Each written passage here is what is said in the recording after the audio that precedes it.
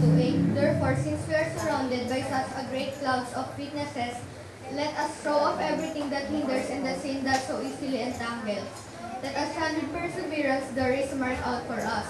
Let us fix our eyes on Jesus, the author and perfecter of our faith, who for the joy set before him endured the cross, scorning its shame, and sat down at the right hand of the throne of God. Consider him who endured such opposition from sinful men, so that you will not grow weary and lose heart. In your struggle against sin, you have not yet resisted to the point of shedding your blood. Yet you have forgotten that the word of encouragement that addresses you as sons. My sons, do not make light of the Lord's disciplines, and do not lose heart when he rebukes you. Because the Lord disciplines those he loves, and he punishes everyone he accepts as a son. Endure hardship as discipline, for God is treating you as sons.